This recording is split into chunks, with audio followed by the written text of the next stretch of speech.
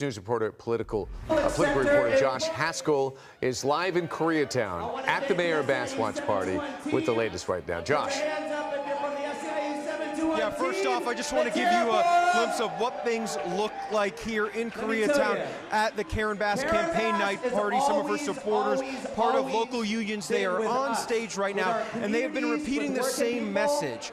They have been highlighting Karen Bass's work the past 4 years, but saying that she's not done, that she has more work to do. I can tell you, David and Liz, that going into tonight, the Bass campaign felt like Karen Bass would move on to the runoff, but they didn't know what those first numbers would look like. They are very pleased with those first numbers that we have been reporting within the last 30 minutes and what you guys just shared. They weren't even sure if Karen Bass was going to be ahead, but she clearly is ahead, and she will take the stage here very soon. I want to go to a little bit of sound from an interview that I did a short time ago with someone with the Bass campaign, Doug Herman. Take a listen. The mayor's got a strong base of support, and it's solid, and they've been with her for years, and she's put in the work as mayor to change those big problems, and she's making progress. Change is hard, takes time, but she's finally turned around that ship of homelessness in particular, and that's important. That last campaign was not an easy campaign. I mean, you guys were up against Rick Caruso. He outspent you by tens of millions. But it does feel like it's a different city. And although, you know, Mayor Bass has ran on her accomplishments, I hear from voters a lot, they don't see those accomplishments. They don't feel like homelessness is better. They don't feel like crime is better. What do you say to that?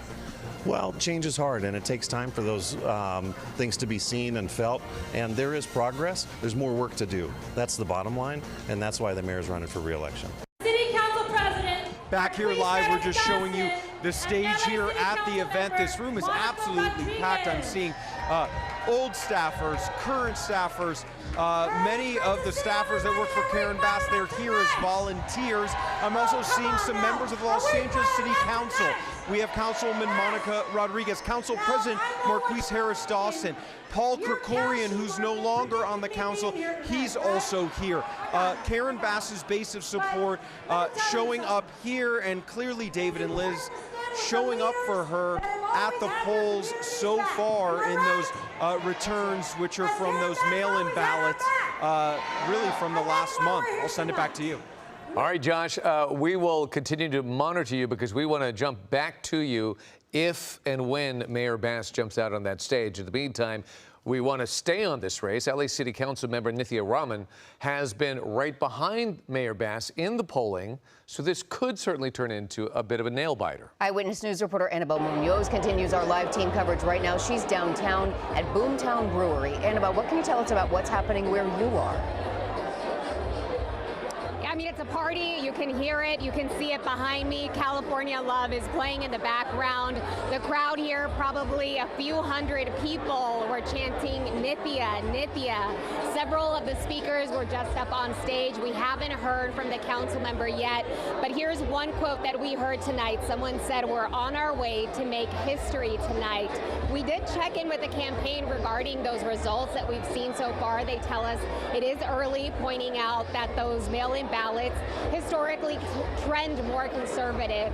Let's go to some video of earlier tonight. We saw Los Angeles Councilmember Nithya Raman arrive here in downtown Los Angeles at Boomtown Brewery. She said she was grateful for everyone who had helped her get to this point. When it comes to what will happen tonight, she said anything goes, because she has seen, of course, those very tight polling numbers. She voted this morning in Silver Lake alongside her family. She has, throughout this race, really tried to distinguish herself from Mayor Karen Bass, the other Democrat, top Democrat in this race. Raman has really tried to distinguish her approach to housing affordability, to things like public safety, earning the support of a lot of people in Los Angeles. But really, one of the key factors here will be undecided voters, and the group that she's tried to reach, apathetic voters, voters she says haven't been engaged with city government. We heard from her this evening, as well as some of her supporters, including a former mayor of the city of West Covina. Take a listen. I have no idea what is going to happen tonight. You've all seen the same polling that I have, showing that 3 candidates are neck and neck, and others are also polling with significant percentages of the vote. So I think really what happens tonight is anybody's guess, and it all depends on the voters. But this is now my 3rd election in the city of Los Angeles. And every single time I've always told myself the voters know what this city needs for them. And so I trust that they'll pick the right candidates to fight for this city's future. That's why I'm here. That's why she needs to get elected, because, again, the entire county of Los Angeles looks at the city of LA. We can't do anything in the other 88 cities if LA is not functioning properly, and that's why this election is so important. That's why it's so important to get Nithya into office. Back out here live, that's the former mayor of West Covina who says that he believes Councilmember Rahman has what it takes to govern the city. Just looking around in the room, I'll tell you, I see community activists, immigrants' rights activists, business owners in the city of Los Angeles, people in the media industry, a small sample of those who are supporting Rahman's campaign for LA mayor. Now, the 3rd election that she is a part of in the city of Los Angeles after first running in 2019. We'll continue to check back in. Again, we haven't seen her take the stage just yet. We don't know how soon that could happen, but we are expecting to hear from her again tonight. Reporting in downtown Los Angeles, Annabelle Munoz, ABC 7 Eyewitness News. And Annabelle, just before we came to you, we learned that Nithya Rahman is actually polling in 3rd. It had been a tight race going into this, but she is about 30% of the vote at this point, so not where she wants to be likely at this point. Yeah, well, she's 20%. Pratt's 30, and the mayor's at 37, with about 46% of the vote counted so far. We will see what happens as the night goes on, but former reality star Spencer Pratt is polling closer behind Karen Bass. And the last time Kevin Ozbek joined us, he said Pratt predicted he would show better in this election, and he certainly has, at least as of now. And Kevin, what's the latest out there in West LA? Well, David and Liz, I can tell you, people here are absolutely ecstatic. Unlike the Nithya Rahman campaign and the Mayor Bass campaign, Spencer Pratt is having a private party tonight. All of us covering the campaign are actually on the sidewalk outside the restaurant where he is hosting this event. But Liz and David, I can tell you, we can hear the music is thumping inside that party. And as we started to get these first 2 rounds of results, we started to hear that music die down, and people inside that party absolutely clap and cheer. People who are inside that party are telling us the mood in there is absolutely electric. This is a campaign party unlike any other. We want to show you some video of who we saw arriving a few hours ago. You're looking at video of Brody Jenner, the former Hill star who co-starred with Spencer Pratt on that show where Spencer Pratt made a name for himself. I asked Brody Jenner, how are you feeling on this election day? How are you feeling for Spencer Pratt? Brody Jenner gave me a thumbs up and he said, go Pratt. Now, since these few rounds of results have come in, we haven't heard from Spencer Pratt just yet. He hasn't come out here. He hasn't spoken to any reporters. But all day long today, Liz and David, he's been incredibly active on social media. We want to show you this photo he posted just a few hours ago. You see him inside of a church, down on his knees, praying with the caption, God is good. That post, at last check, just a few minutes ago, now has 142,000 likes. I will say that again. This post now has 142,000 likes. Just an incredible racking up of social media engagement for a mayoral candidate. Some of the people who are here at this private party are some small business owners who are hoping Spencer Pratt, if he wins, if he becomes the first Republican mayor in the city of LA since 2001, will turn some parts of the city around, including MacArthur Park. And Norm Langer, the owner of the famous Langer Deli, is one of those small business owners. We asked him if his candidate Spencer Pratt wins, what does he want to see Spencer Pratt do with MacArthur Park, one of the most notorious parts of LA? Here is his answer. I expect MacArthur Park to be cleaned up so the families that live in the area, families that want to frequent the area, have a place to go.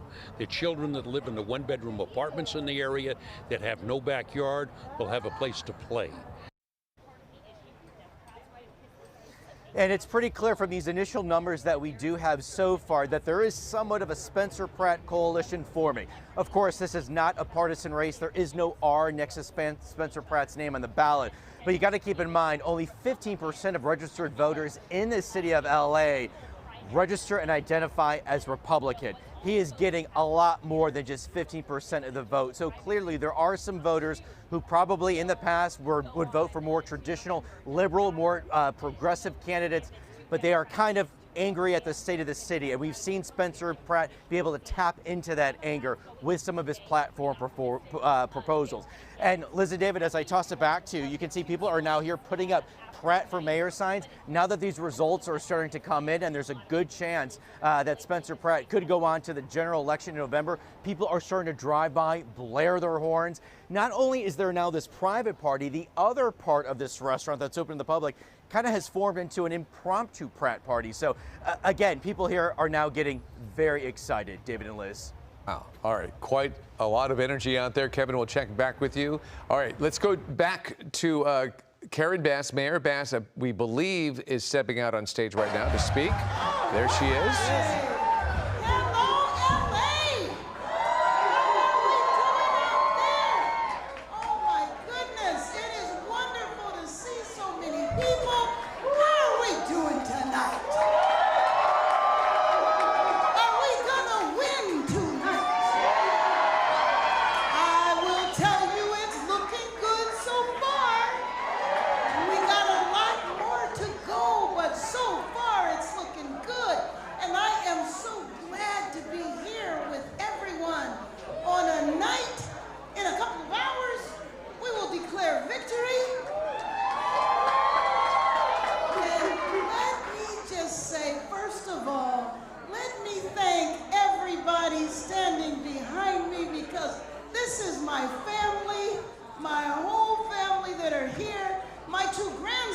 In my first campaign, they're now taller than me. My nieces and nephews who have grown up over the last few years. Let me just say that we can't do anything without our families. Our families who put up with all that we have to go through when we choose public life. And I just want to take a minute to tell you how much I love you so much and appreciate you for standing there with me throughout thick and thin, and everybody here for your support. We have led a grassroots campaign because we want to bring change to our city, and that's what we've been doing, and that's what we're going to continue to do. I want to thank the elected officials who have stood with me. I want to thank the leaders of community organizations that have stood with me. My partners in the labor movement. And I think I see the Beyonce of labor, who hasn't been speaking to me for a while, for a very good reason, but I am so glad that she is here today.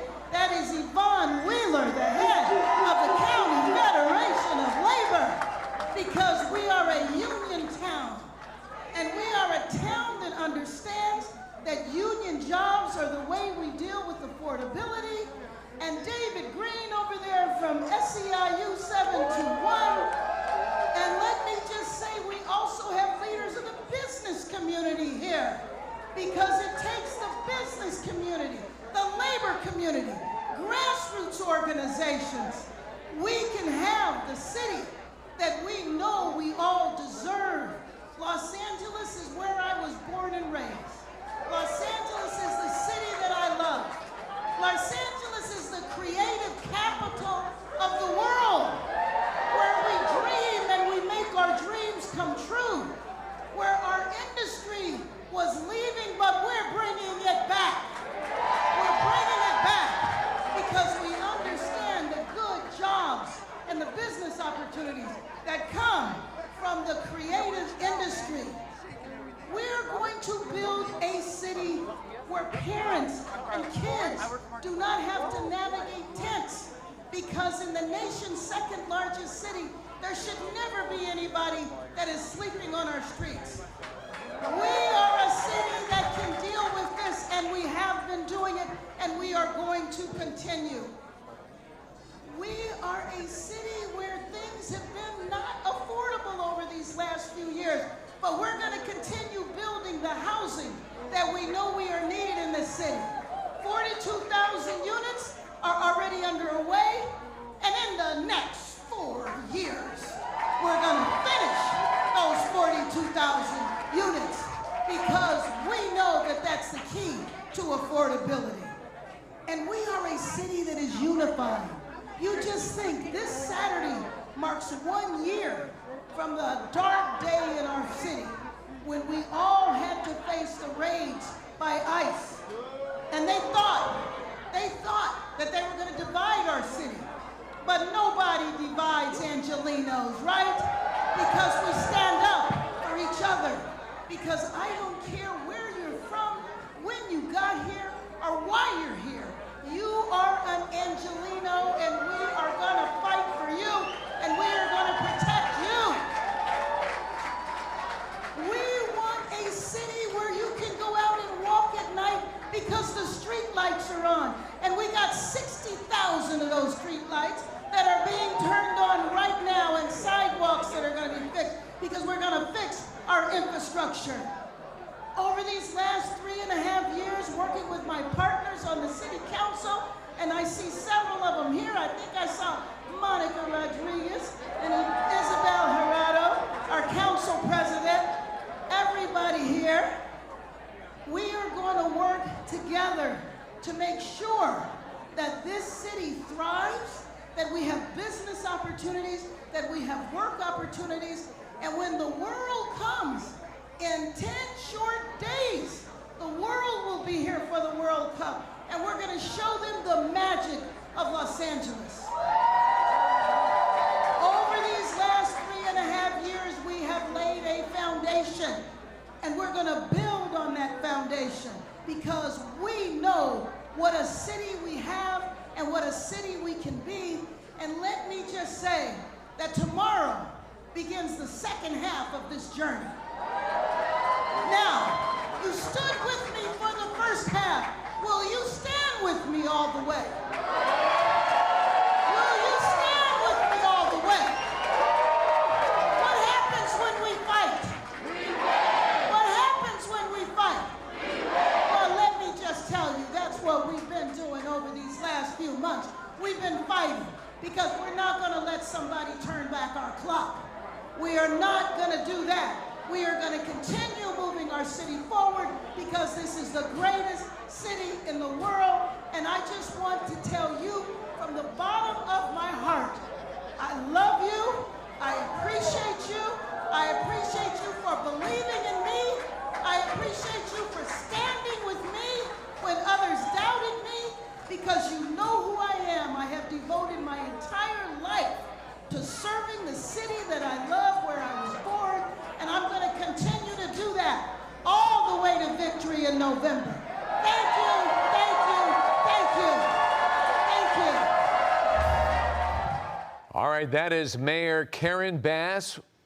Basically a victory speech for her tonight. She sees great optimism in the results, even though we've only received 46% of the vote, but she has 37% of that vote, and you could probably say it's a foregone conclusion. She will be one of the two to advance. And I think that is the most jubilant we have seen Mayor Karen Bass in quite some time. She seemed very buoyed by the results, particularly early on. We want to talk to our expert who's here on set with us, Christina Bellantoni from the Annenberg School. Thank you for being here with us tonight. It's my pleasure. I love election night. I bet you do. We do too. How are you feeling about what we're seeing play out? Because Rahman, we anticipated would be right behind Bass, not so much. Now it's Pratt who's right behind Bass. Rahman is 10% behind, and she's having the disappointing night. Pratt is having an exceptional night, at least when it comes to expectations. What are your thoughts? I can't wait to dig into the turnout numbers and see how many Republicans started to show up in Los Angeles. Also, I think that that's affecting what we're seeing in the gubernatorial contest. We're seeing more people turn out in LA than typical in a mayoral race. So that could affect things statewide, where we usually see the Bay Area having higher turnout than we do here. To me, Rahman spoke to a certain segment of the party that wanted to see curb police powers, different ideas on spending, different ideas for dealing with some of the social welfare problems that we have in the city. And Pratt came in and then embodied all of these problems that people believe about Los Angeles, that many of them are true. lack of affordability. You saw the response to the fires, which really hurt Karen Bass as mayor.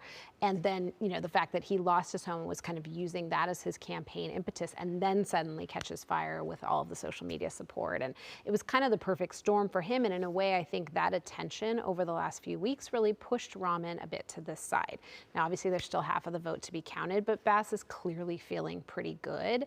And for her, having a contest where she can run against Trump, against MAGA, against somebody that does not have experience running a government, she's pretty happy about that. This is the race that she wants to run, you Absolutely. think? And there was a fear. Democrats were worried. I don't know about within the Bass campaign, but I know some Democrats were concerned that Pratt could come out on top and have that first spot in that top two, which would have been a bad look for a sitting mayor of the second largest city, as she pointed out 10 days before the World Cup. All right, well, Nithya Rahman is coming out right now. We want to go to her headquarters downtown and hear from her right now.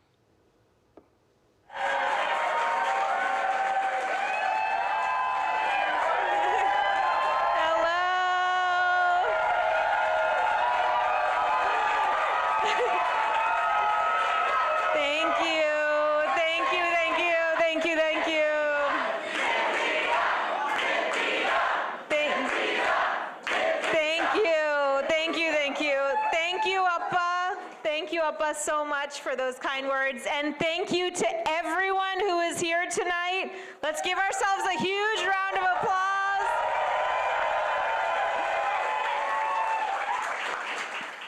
I am so grateful to be here with all of you. I'm here because I love Los Angeles with all of my heart. This is the most hopeful, the most resilient, the most complicated, the most creative, the most beautiful city in the entire world. It is a city where people come to invent themselves and to reinvent themselves, where they find the safety to be who they really are. A city built by dreamers and immigrants and artists and workers from every corner of this beautiful world. A few months ago, this campaign was a long shot. No one knew who I was. I was the last to enter this race. We had no institutional backing. But what we did have was a vision for Los Angeles. That this city should be affordable enough to still be a place of real opportunity, where families are not pushed out, where artists can afford to stay and make their art, a place where working people can build a future. That is the vision that we have for Los Angeles.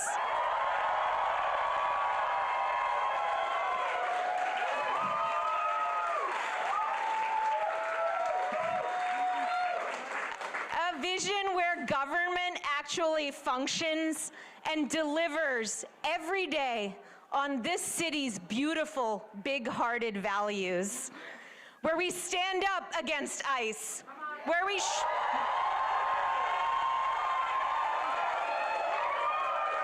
show up for our gay and trans siblings. A vision where our neighborhoods are safe, where they're full of trees and shade and alive with activity and people and good food and community. We had a beautiful vision, a vision of Los Angeles that's joyful and welcoming and ambitious. And we believe that Angelinos were hungry for that vision, and we were right. We were right. Look at all of you. But here's the reality. That vision threatens some very powerful forces. It does. And they came at us with everything that they had. The corporate landlords, the city hall insiders, the corporations who have spent years making sure City Hall worked for them and not for the people. These powerful interests spent millions of dollars against this little campaign. Spent millions trying to preserve this city's broken and unjust status quo. And we said no.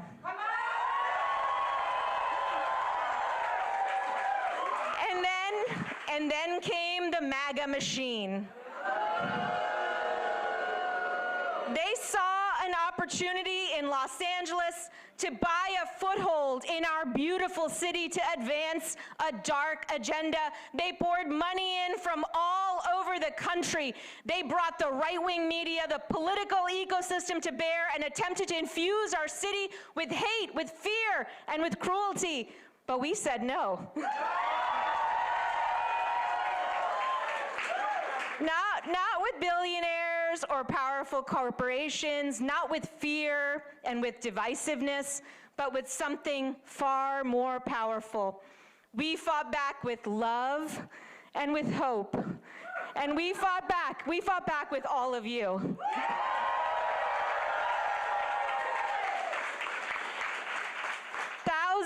Thousands of you donated whatever you could and helped us unlock the largest matching funds haul for a primary in LA history. You helped us shape plans and policies for what we can actually build in LA together. And then you knocked on doors in every corner of this city and told voters about those plans. You made phone calls after long days at work. You hosted events in your living rooms and your backyards. You stood outside grocery stores with clipboards. You made your own incredible videos, absolutely incredible. Did you guys see some of those incredible videos? You talked to your friends, your families, your coworkers. You found 100 different ways to help this little campaign grow and to bring more people into this fight for a better LA. And it was so beautiful.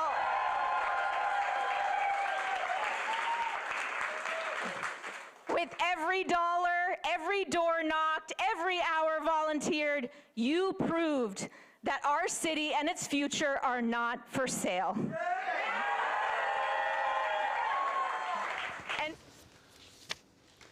And that is City Council member Nithya Raman speaking right now at her campaign watch party in downtown Los Angeles.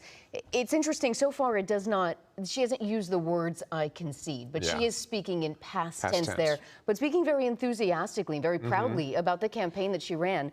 We do remember that she entered the race on the very last day. Now we're going to go hear from gubernatorial candidate Tom Steyer. Insurance companies, clean energy, here comes Chevron.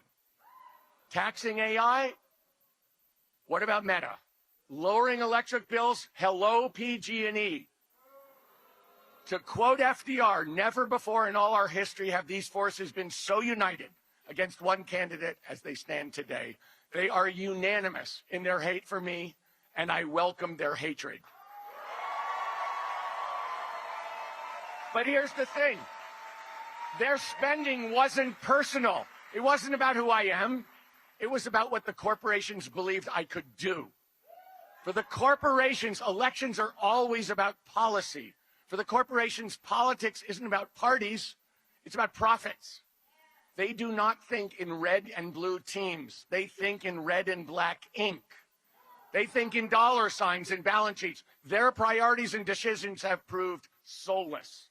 They're totally unconcerned with the well-being of working people, with the health of our democracy, with the very concept of justice. They will support who and whatever they have to in order to usher in a future that is beneficial to their bottom lines. It's why they uniformly back Trump. It's why they uniformly oppose progressives, and none of that was unique to this race. Here they were just especially brazen, because here they were especially scared. The dollar amounts are different, but in elections everywhere, the principle is the same. You want to fight for working people at the expense of corporate profits? Watch corporations do everything in their power to stop you. Usually they try harder to hide what they're doing. And usually they're confident that if they spend enough, whoever's threatening their profits will be forced to back down and go away. This is how working people have been priced out of our politics. This is how the system protects itself. And I'll be the first to say it, that isn't how the system should work. You shouldn't have to be a billionaire to run on single payer. Or to challenge monopolies, or to call out a corrupt system when you see it. But the system depends on its ability to crush anyone who tries. And I know that there are many, many people, activists and organizers and ordinary working people who are out there today and who have been out there for decades, saying and doing all of these things brilliantly and fearlessly. Those are the people I'm in this race for. Those are the people I'm in this race with. The corporate interests came at us with everything they had, and we didn't back down. We were absolutely uncompromising in our values and our vision for California, and together we've scared the hell out of the corporate interests who are used to getting it their own way. We exposed the fact that their power depends on a system that is fundamentally corrupt. We showed with clarity and conviction that we do not have to accept the system they've built as inevitable. We proved something FDR said almost a century ago, that government by organized money is just as dangerous as government by organized mob. And we showed that a better California is possible, and that we know what it looks like, and we know how we'll get there together, day by day, vote by vote. Because together, all of us in this room believe in a not so radical idea: California can work for working people. Because we believe in a California where we have single-payer health care. A California where we have clean air to breathe and water to drink. A California where young people can imagine a future in the place they grew up. A California where corporations and billionaires who got rich here and then pulled the ladder up behind them do pay their fair share and are actually proud of their contribution to the 21st century society. That's us, that the rest of the world admires. That's what we're fighting for together. And that's what the corporations are hell-bent on stopping, because they know what we know. If we win, corporations lose. I've always been an optimist, and tonight I remain an optimist. None of this is far off. These dreams are not too big.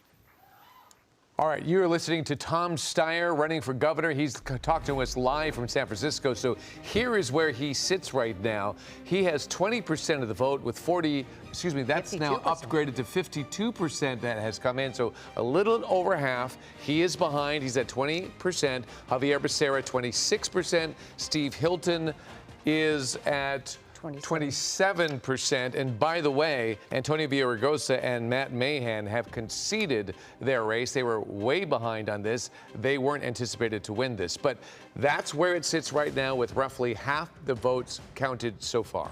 And we went ahead to Leanne Suter, who is with Xavier Becerra's campaign in downtown Los Angeles right now. Becerra, as you could see, was in the lead. Leanne, have we seen anything from Xavier Becerra, and what's the mood like where you are tonight? Liz and David, I think the word is cautiously optimistic. You talk to most of the supporters here, and they say they feel certain that he is absolutely going to move on to the runoff and ultimately to the governor's office.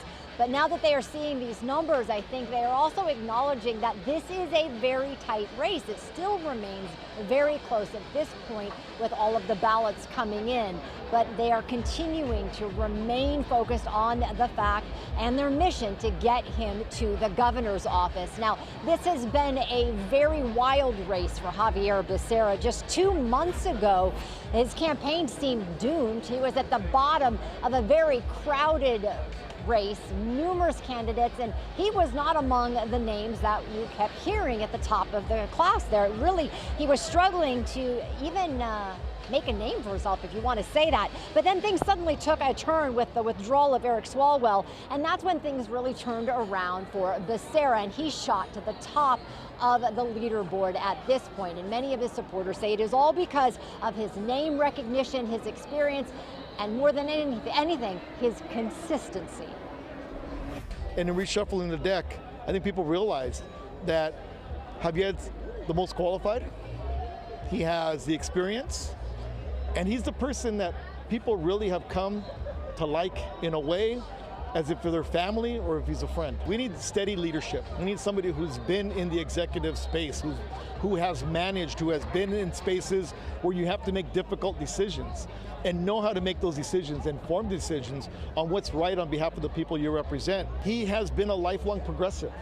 He was talking about access to health care. He was talking about, about immigration. He was talking about climate. He was talking about all these things when it was popular to talk about these things. The difference is he knows how to achieve those things because he has achieved many accomplishments in his career. Yeah, and many of his supporters say the fact that he is a career politician is what is helping him in this race, saying that the safety of that is what many voters want. I am going to say one thing that has been very interesting out here at the watch party. They said they were expecting at least 700 people. So far, that doesn't appear to be the crowd that has turned out. The ones that are here, though, are very supportive, very positive that he is going to continue on in this race. But again, everyone watching all of those numbers coming in very closely. Live in downtown Los Angeles, Leanne Suter, ABC 7 Eyewitness News. Yeah, that is an interesting point, Leanne. Thank you for that. We'll check back with you in a little while. Now let's get a look at how things are going for Riverside County Sheriff Chad Bianco in the race for governor. He is sitting at 4th place right now with 11% of the vote. Inland Empire Bureau Chief Rob McMillan is live in Eastvale. And Rob, we know Chad Bianco is in the building. You spoke with him just a little while ago. That's right. Still a very positive vibe here in the building. The music is playing. People are dancing, despite the fact that, as you mentioned, he's running in 4th position right now. And his fellow Republican in the race is 1st. As you know, there's been no love lost between Steve Hilton and Chad Bianco. Hilton even calling on Bianco to drop out on several occasions. Of course, Bianco did not. I asked Bianco earlier this evening whether he would endorse Hilton come November if he were there, and he says yes, he has no choice, because he says, in his words, a vote for a Democrat would make the state even worse. Now, when we spoke with Chad Bianco during an exclusive interview a couple of months ago, he claimed that if elected, he would take a nuclear bomb to the backroom policies that he says have devastated California. Bianco saying he would address the affordability crisis by cutting back on regulations that he says have also hurt the state, and saying he'd make a significant impact on the homeless problem by tackling the core issue, which he says isn't housing, but drug and alcohol abuse and mental health. Now, even though Bianco is currently in 4th position, the mood here, again, still very positive.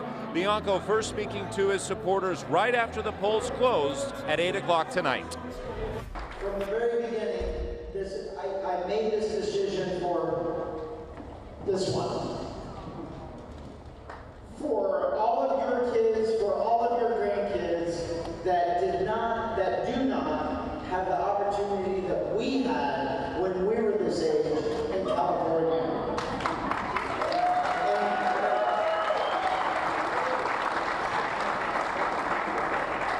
It's not because of any of you, it's not because of any of your businesses, it's because of an absolute failed political agenda in California.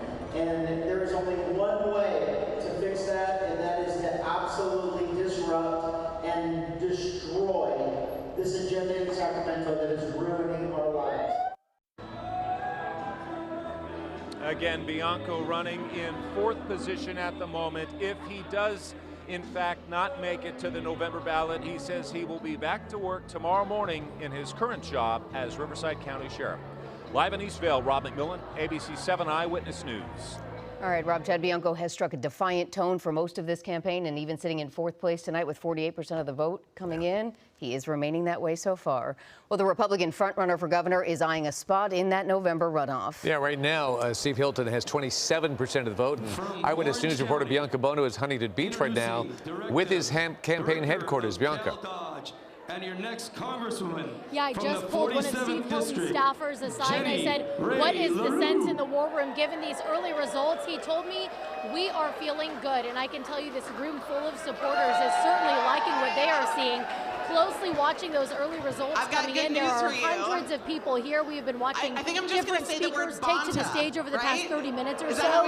Now, Steve Hilton was keenly aware of how tight the polling was going into tonight. It's why he and other Republicans have been calling on Chad Bianco to drop out of this race prior to today. Now, as for what his final messaging was today, Hilton continued to bring up the poll that he believes gives him the best chance at a victory, not only tonight, but into November, that the majority of Californians believe the state is headed in the wrong direction. Now, he knows he will have to appeal to Democrats in order to win in November. He says he believes he already is. Take a listen. The Democrat Democrats understand, just like we all do, that it's not healthy to have one party running everything for this long. 16 years where one party has controlled everything, all the statewide elected offices, all the big cities and the counties, both chambers in the legislature with a 2/3 majority, the state Supreme Court with a 6-1 majority. Our country, our system was built on that famous idea, checks and balances. We haven't had any of that in California for 16 years, and I think everyone can agree it's not healthy. It's time for some balance in our politics in California. But I've had the opportunity over now the back past out here few live, months we have to already work heard from directly with a number of him other to Republican find candidates. fraud, We just to heard tactically from begin to Republican make a candidate difference for the state of Attorney General California. Michael Gates, and we And we certainly have expect to found hear again from something Steve that you Hilton will probably not within the believe. next 30 minutes or so, I'm being we told. found that So far, substance Republicans abuse are funding viewing tonight was as a being big step in the right direction. under Reporting the live in federal Huntington Beach, fraud Bianca Bono, prosecution ABC7 limit Eyewitness of News. 1.5. All right, Bianca, thank you. Well, Republicans have to be feeling good at least about the governor's race tonight. Jory Rand is spending this election night at our touchscreen, checking out how your votes are playing out here and across the state. Jory, how did... Well, it's all relative, of course, right? Because this is the primary. The goal is to get a Republican into the general election. If you are a Republican, you don't want to see Tom Steyer and Xavier Becerra on the ballot and shut them out. It is looking very good for Steve Hilton right now in that sense. If you look at the totals here, 4.2 million votes in. Hilton looks like he will make the runoff, but if you add up all the blue votes, it would be a blowout. The last governor election in 2022 was 59-41. The recall election of Governor Newsom was 60-40. And so that is what Republicans are up against in this state. But the first thing they have to do is make it to the ballot in November. And it looks like Steve Hilton is in pretty good shape. Tom Steyer still hanging down here at about 20% in third place. Let's look at LA Mayor Karen Bass. We just had a couple votes come in, holding steady at 36.6%. Spencer Pratt just lost 0.5%. It went right to Nithya Raman. So the question is, can Nithya Raman, with about half the vote in, half still to come in, can she chip away at Spencer Pratt's lead for second place in this race? Right now it's about 25,000 votes. Can she chip away enough throughout the night with day of voting and those mail-in ballots that will continue to trickle in for the next couple of days, enough to knock Spencer Pratt back into third place? And that would be an all-Democratic runoff in November, Bass and Raman. We can look at a couple House races if we do have time. CD 40, this is one of those districts where the Democratic redistricting, the gerrymandering, has pushed 2 Republican seats into a single district, Ken Calvert and Young Kim. It looks like Ken Calvert is in the driver's seat here, but look at the difference between second and third.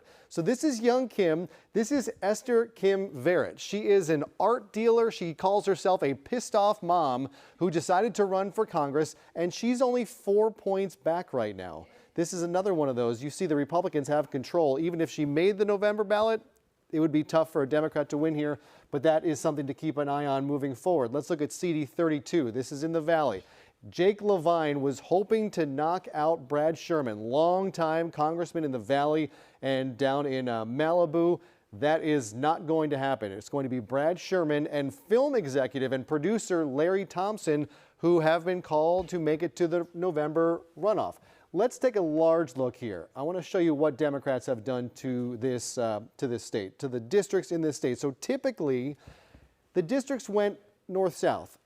It would be blue along the coast. Everything inland would be red. Well, right now, Jared Huffman, sitting congressman, not only does he now represent the coast, but he represents, if he wins this, and it looks like he is going to all inland land. This was all red, keep in mind.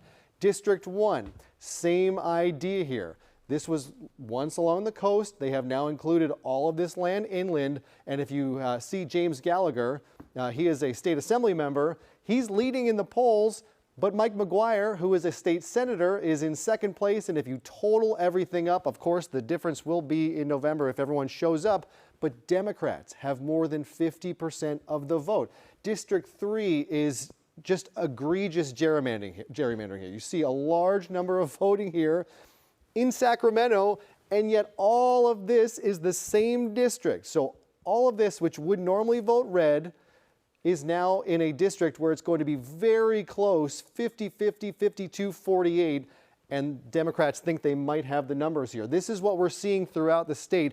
Democrats We heard they wanted to gain 5 seats in that redistricting, the response to Texas doing the same at the demand of President Trump. Well, it's looking like it is working so far in some of these districts, which used to be red. If you total the votes, Democrats have the totals. Of course, we don't know if everyone's going to show up in November, but it's looking good for a more blue map than what we saw here just 2 or 4 years ago, guys. All right, Jory, thank you for that great explanation. And keep in mind, though, we're still only about halfway through tonight when it comes to getting our results.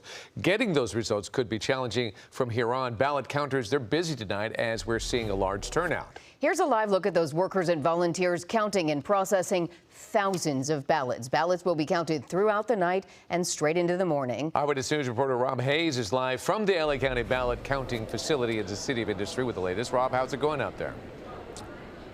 It is going, well, a little slow right now. You know, voting in this election is expected to be up over the last June primary. That was back in 2024. Voter turnout this year expected to be about 35%. Now, we are at the vote processing center for LA County. You take a look behind me here and you will see a lot of empty seats. They were packed and popping with people shuffling through ballots just a few minutes ago, but they took a break. But this is the place where every vote cast in this election in LA County is going to be tallied. And now that the polls have been closed for about an hour and 47 minutes right now, things have picked up considerably. Polls closed at 8 p.m. The first 2 batches of LA County results have been released. Those numbers are tallies of the vote by mail ballots and the in-person early votes. All the other ballots taken in tonight are going to take a little more time to count. The county registrar says workers here will be counting ballots throughout the night with ongoing election updates roughly every 35 to 45 minutes. Now, California is well known for its slow vote counting process, which could take days or even weeks in some of the races. Election experts say the lengthy process is due to all the different ways you could vote in California, especially the popularity of mail-in ballots. It's more of a challenge for county registrars to make sure that that ballot they got is from somebody who hasn't voted somewhere else, that it's the actual person. They can verify that signature against their driver's license or a registration card, and it just takes a lot of time to process that. Now, if you want to keep an eye on the LA County ballot processing system, you're welcome to come by the center here in City of Industry. They have an observation area all set up. They are also live streaming the counting, so you could watch from home. But again, the first 2 batches of results are now in. They are public with a lot more counting on the way. They're just not doing it right now because it was break time. Reporting live in the City of Industry, Rob Hayes, ABC 7 Eyewitness News. All right, Rob, thank you. They are in for a long night, perhaps a long week there at the ballot counting facility. But David, you and I are among the people who turned in our ballots just this morning. That is going to elongate this process. A lot of my friends said, you know, I'm waiting to the last second because I still have not decided. They're still doing their research. A lot of folks were doing their research this morning to cast a ballot. And those ballots are going to be over there being counted, and who knows when. Right, we'll see. So Christina Bellantoni, director of USC Annenberg's Media Center, she joins us right now, an expert at everything election, and thank you so much for being here today.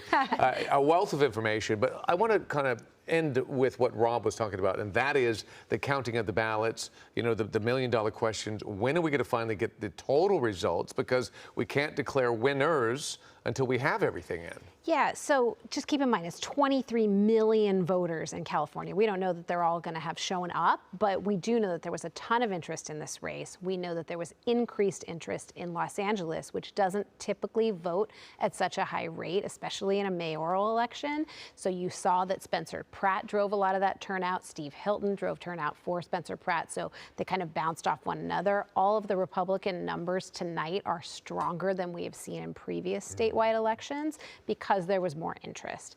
In addition to that, because of so much turmoil on the Democratic side of this governor's race, you have seen a lot of Democrats say, wait till the last minute, see what happens. Is another shoe going to drop with a candidate? Like, let's really see what's going to happen. And a little bit of that gamification. Can we keep Steve Hilton out of this race? Those numbers look pretty good for him right now, but with more than half of the votes still out there to be counted, it's not impossible. He does get shut out. And we already know that California gets a lot of scrutiny, especially from President Trump, about its system. We have election month here. Right. You can register to vote the day of the election and cast a ballot. It's complicated and you have to prove who you are and all of those different things, but it is very lenient in how we vote, and we know that the president has attacked that. We know that Republicans will take that line as well. Chad Bianco has gone after ballots, talking about ballot fraud. So even that vote by mail process, which politically people have always pushed you to do that, get your vote in so then you can come help us get more votes in later. Everybody was really hesitant this year. So I will probably expect to see more of those in-person votes or last minute people dropping them off. That takes a long time to count. If you think back to when the congressional midterms have seen a flip in power, it has always come down to California, and many times weeks later. We did not know in 2018 when Democrats had won back control of Congress for 2 weeks. Oh, yeah.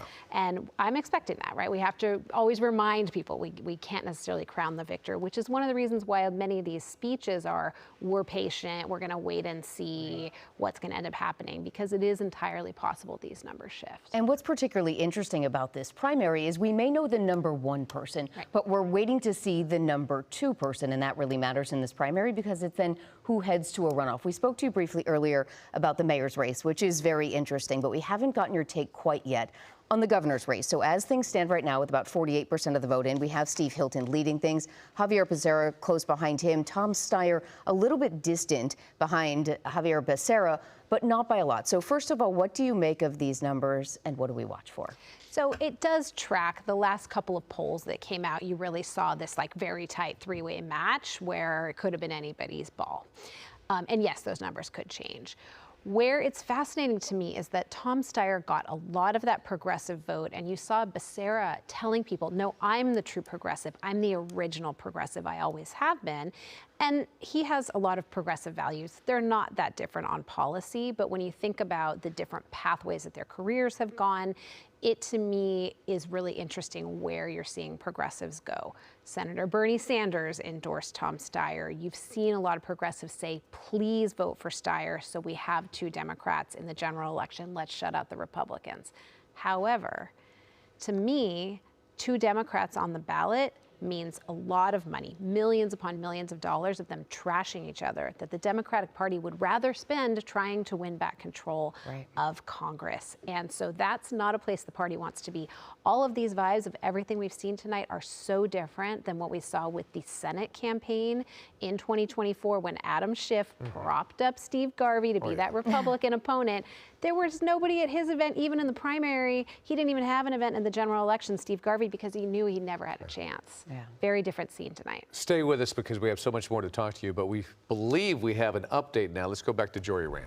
Yeah, not a lot to report here. They're slowly trickling in. So let's take a walk over to the big board and see how we're doing here. 4.2 million votes in right now, and it is generally holding. Steve Hilton 1, Xavier Becerra 2, Tom Steyer 3, about 6 points back of Xavier Becerra. Here is Chad Bianco, who in the last couple of days of the election got into a war of words with fellow Republican Steve Hilton.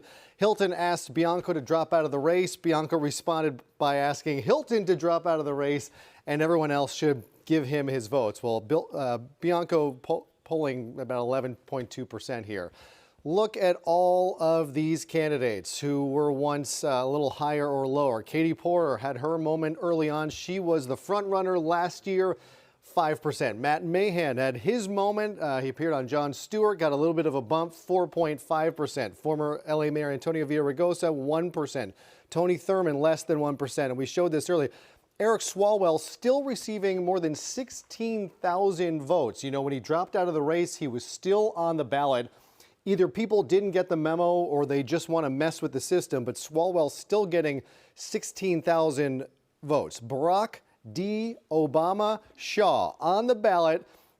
8,500 Californians have cast their ballot for Barack Denzel Obama Shaw. Changed his name. He was a fan of both of those men, Barack Obama and Denzel Washington, changed his name. So apparently some of the folks on this in our state wanted to vote for Barack Obama. But the top of the ballot kind of remains the same. The other ballot, the other race we're taking a really close look at tonight, of course, is LA Mayor. We've just seen a couple more thousand votes tally in here, it is still what we have been looking at. Karen Bass holding steady, 36.6. Spencer Pratt right about 30%. Nithya Raman about 20%. We've seen that shrink a little bit by about 5,000, about half a point.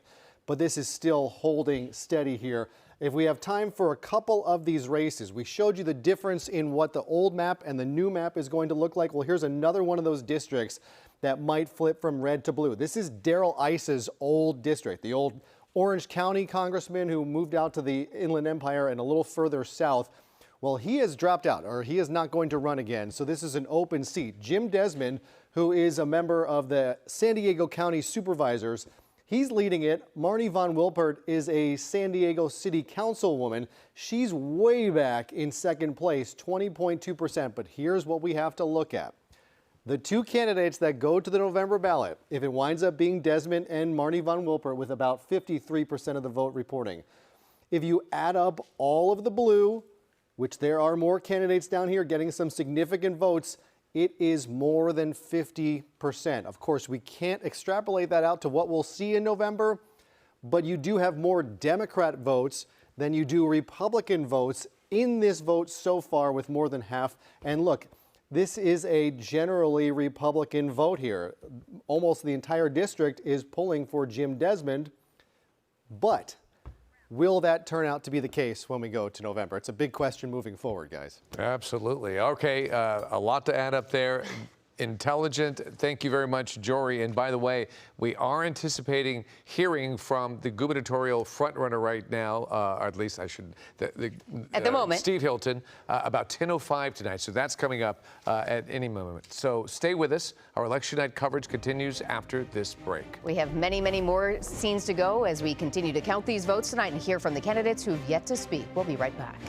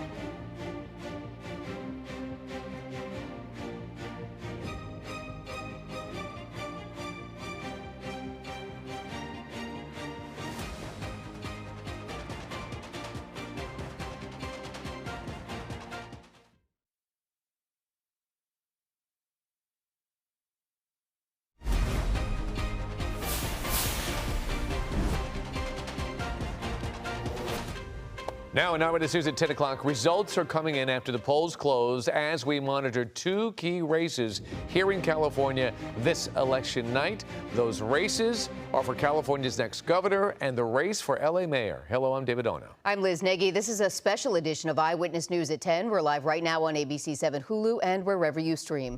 Let's begin this hour by checking in on a live look at the LA County ballot facility in the City of Industry. So far, at least 2 batches of votes have come in tonight, and there is still a lot more counting to be done. We have live team coverage across the entire state with 10 reporters at different election night watch parties here in Southern California and the Bay Area. We are keeping an eye on one of the biggest races of the night as Karen Bass hopes to keep her seat as mayor of Los Angeles. So let's show you the results so far.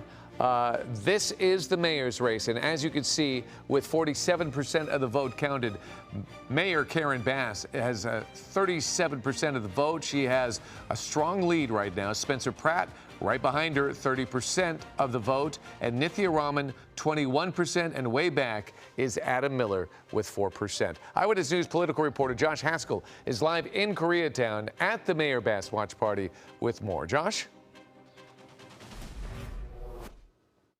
Yes, we are here at Karen Bass's election night party. Bass spoke around 9 p.m. She did not formally declare victory. We're showing you what the room looks like here. Still a number of Karen Bass supporters are here. We saw some members of the city council, former members of the city council. It has been definitely a party atmosphere. Bass did not declare victory, but she said that it's looking good. She believes that she will be able to declare victory in a couple hours. Going into tonight, David and Liz, the Bass campaign wasn't sure how things would play out. I talked to Karen Bass yesterday. She said, I think I'll be fine. I'll make it through to the runoff.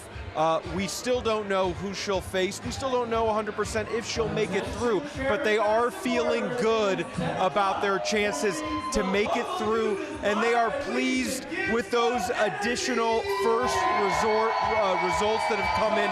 I want to take you to a little bit of sound that we have from earlier when Karen Bass took the stage. Take a listen. That tomorrow begins the second half of this journey. Now, you stood with me for the first half. Will you stand with me all the way? Will you stand with me all the way? What happened?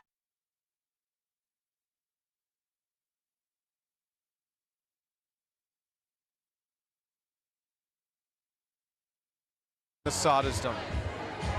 Yes, and we are back here live. You just heard from Karen Bass some of her remarks from earlier.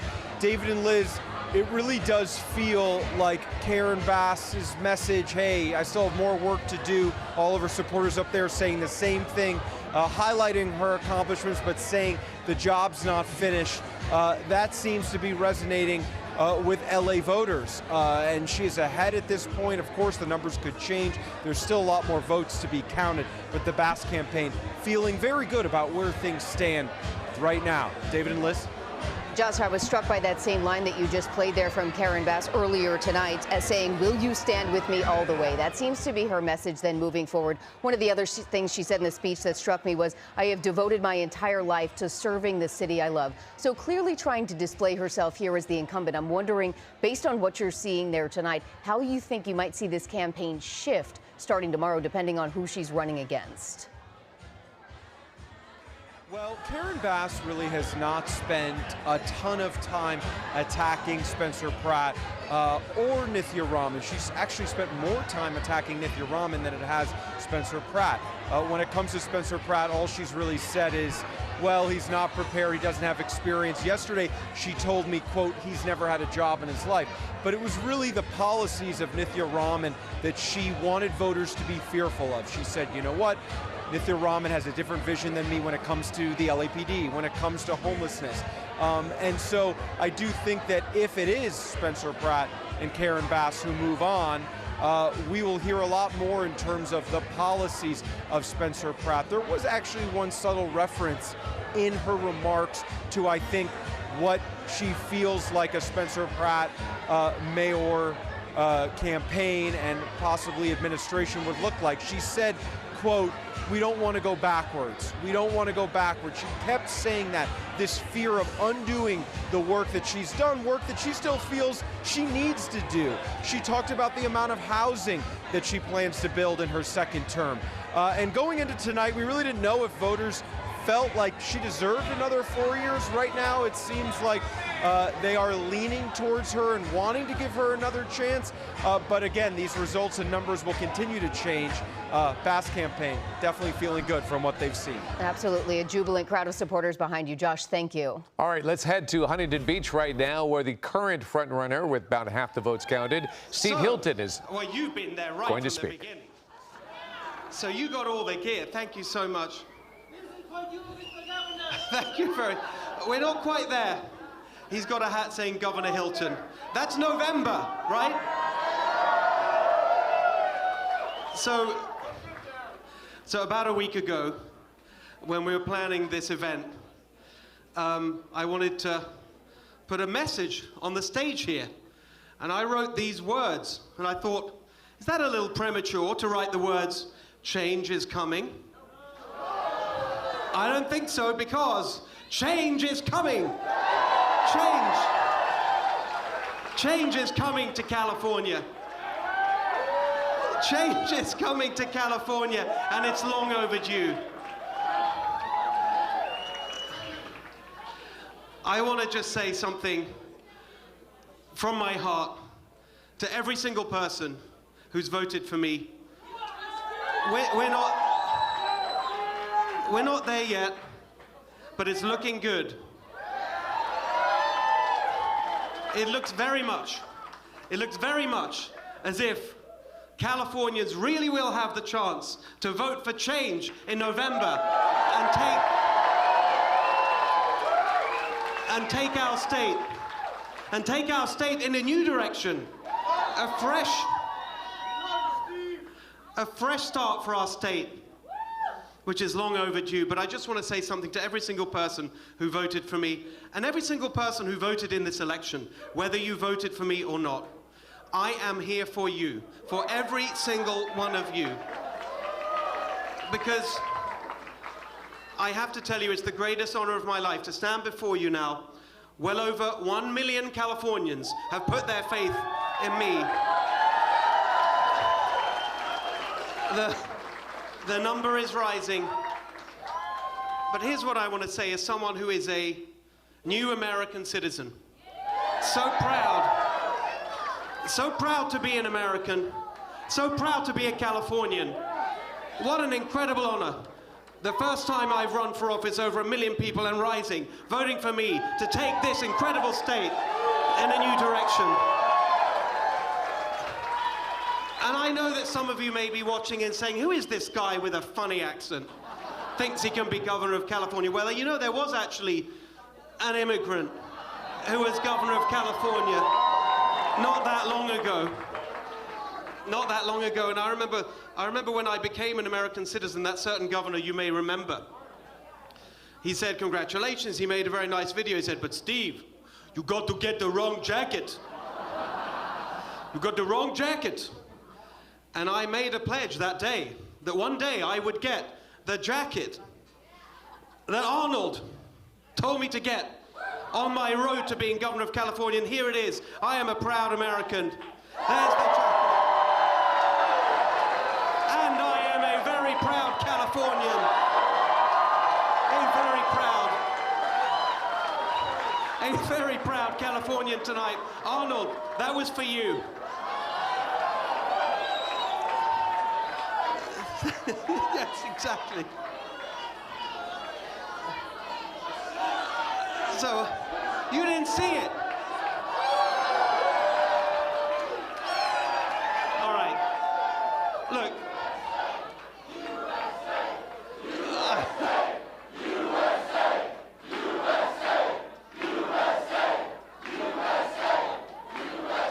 And California. So I've been traveling this state for the last year. We started off a scrappy little startup, just a handful of rebels, believing that this state could be better than it is today. We're already the best place in the world, no question about that. There's nowhere better than California. But we all know that this state has gone off track and we need to get it back on track. And I've seen the struggle that Californians are facing today. That is the word, and it's a very sad thing to say about our beautiful state.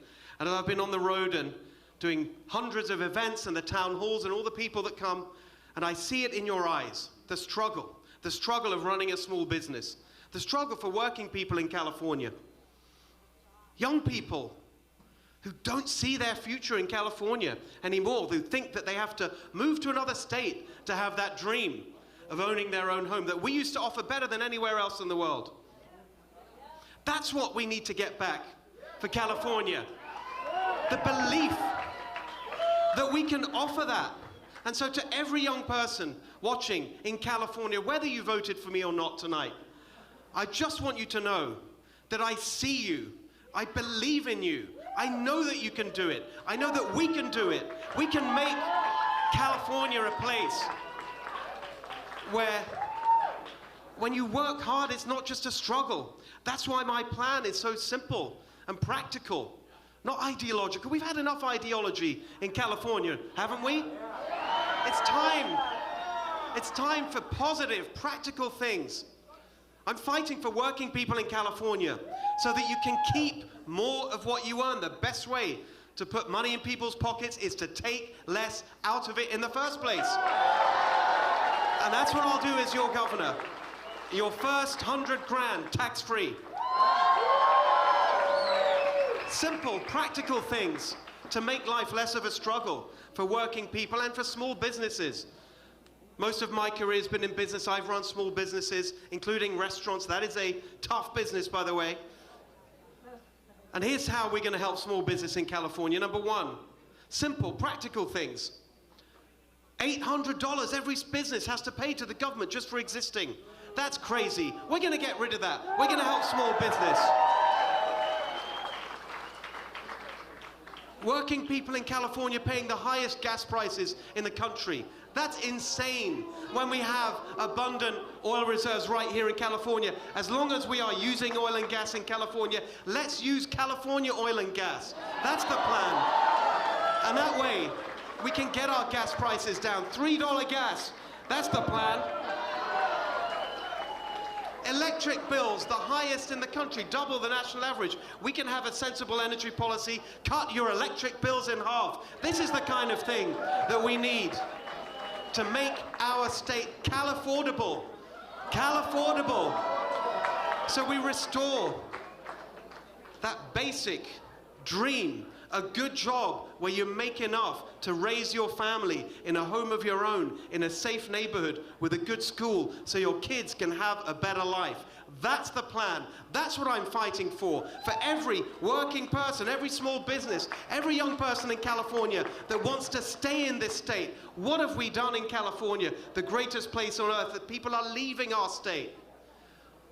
For hundreds of years, people have come to California to follow their dreams. But now they're leaving. Well, that's what we're going to turn around. We are going to make California the best place in the world to start and run a business, to start and raise a family. This is the place. This is the place.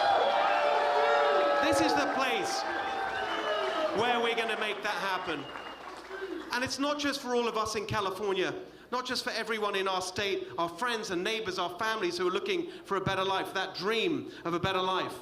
It's actually really important for our country. Here's something you may have heard me say many times, and I'm going to say it tonight to everybody. This is not just any other state. California means to America what America means to the world. We have a responsibility to revive California so it is once again that symbol of everything that is great about our nation.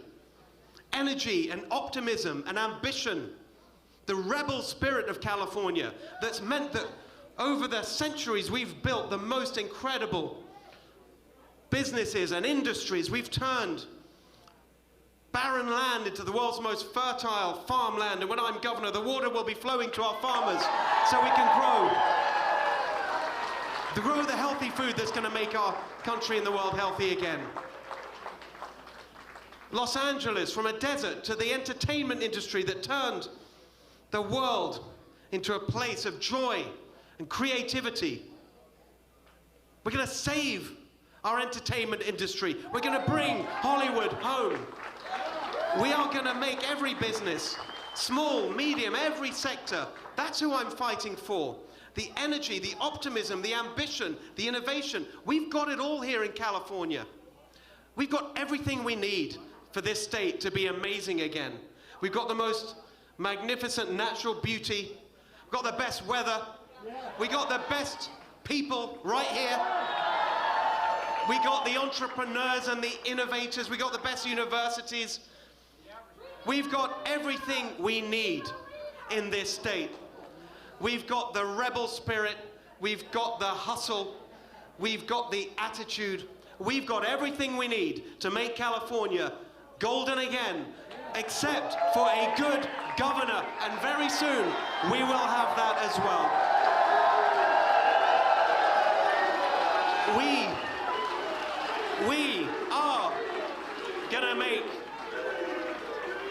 We are gonna make that change happen. Change is coming. Change is coming to California. Change is coming. Change is coming. Change is coming. Change is coming. Change is coming. And by the way, not just to California, it looks very much like change is coming to Los Angeles as well. How about that? I think a certain outsider candidate for mayor looks like he's doing pretty well tonight as well. I don't know what it is, maybe something about what's gone wrong in California is that we've got a failed and broken system, and you've got a couple of outsiders who've never run for office before, leading in the race for governor, looking like he's going to be in the race for mayor. This is our moment. This is our time. It is the time for change. It's time for some balance. We are going to make that happen. And I just want to say, finally, a massive thank you to every single person who's helped make that happen, starting with every single one of you right here in this room. I know from everything I've ever been able to achieve in my life, it's never one person. It is always a team. And I'm proud, by the way, to be the first candidate for governor to put together a team to run, to bring the change we need. And I want to say thank you to my great running mates. Gloria Romero running for lieutenant governor. Michael Gates, the fighter from Huntington Beach, for attorney general. I see Herb Morgan out there. He's going to help us find all that waste in our government so we can cut taxes, cut spending, and get money back to you. That's the golden ticket for the Golden State, and there's much more to come. Wait till you see what we've got coming in the months ahead. Wait till you see our plans for change. Wait till you see the team that we're going to put together. You've seen nothing like it in California before. We are going to be better prepared than any incoming administration in the history of our state to make the change happen. To make the change happen. To make that change happen. Starting on day one. All right, we need to pull away from this speech from Steve Hilton. We understand that Spencer Pratt is speaking. Let's listen in. Heard my message to make them safe. So I'm actually very excited because I felt very rushed. It's a big city, and I was not able to talk to as many people as I look forward to talking to. To those, Yeah. To those voters who will now be deciding between you and Mayor Bass, what is your pitch on why you are the better candidate and the better future mayor of the city? Well, again, I have 5 months now to prove that to them. It's not a pitch tonight. These people just voted for Mayor Bass. It's going to take a lot of work. I'm going to have to show them that. But I'm confident with 5 months in their own communities, with their community leaders. It won't. Again, Mayor Bass, this is the first time since 2005 an incumbent is going to a runoff. This is not a candidate that I'm too concerned about. So. Spencer, we've talked about the fact that you've had 6 months. This trajectory of yours has been nothing short of meteoric. Has the moment sunk in yet of where you are now? You have now become a serious contender to lead the nation's second largest city. You could be, Spencer Pratt, the next mayor of Los Angeles. Are you ready for that? I'm ready for whatever God puts in front of me, and obviously I was going to accept whatever God's plan was tonight. I was going to be happy if I wasn't moving forward because I would have known that God didn't want me to be the mayor. But now I feel very confident that I am going to continue to work hard, learn everything I need to learn, build my teams, show all the experience I'm going to surround myself with, because that's a concern people have. Oh, he has no experience. I'm going to build that experience around, and we have 5 months to put the best team the city could ever dream of around me. So And you talked about you have some of that team in place already. I do have that team. We'll see who's ready to come forward, because retaliation is a real thing with Mayor Bass and people connected to the city. So people that know my team are already very confident. You've been talking about One at a time. I'm in no rush, guys. I know you waited a long time. We so. waited a long time for you. Oh, God, yeah. God bless all of them. Thank you for everybody who, fights for me in the comment sections, the DMs, people all over the United States that used to live in LA that had to leave here because it became not safe, too expensive, and just dangerous again. So thank you to all over the country, people in other countries that support me. Thank you to all my prayer warriors. So many people pray for me. They come up to me on the street, they hold my hand, they pray, and so thank you to everybody's emotions and the hope people have put on me. Again, I'm going to prove to everybody this is for real, and I'm ready to run the city. Are you going to debate Karen Bass again? And what do you want to tell her if she sees this?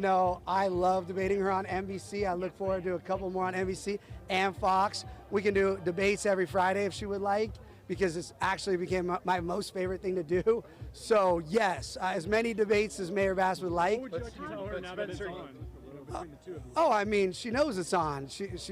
I hope she's ready, because I literally could not be more excited. This is a campaign that started because you lost your home in the Palisades fire, because your parents lost their home in the Palisades fire. But you have said it's evolved. Now you're concerned with public safety and rebuilding. Is that the platform that you're going to start with right now in these next 5 months? Again, I got in this because as a citizen, I felt like my city failed myself, my neighbors, my family.